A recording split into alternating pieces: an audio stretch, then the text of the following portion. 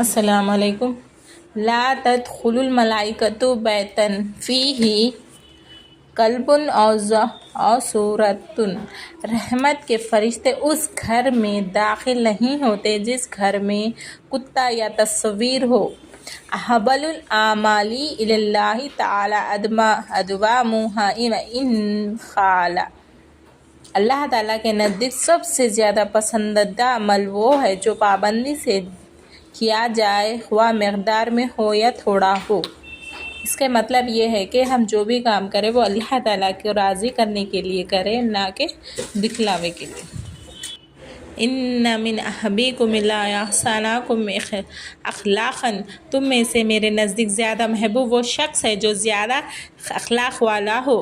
दुनिया सुब्हानहुल मोमिनीन जन्नतुल काफ़िरी।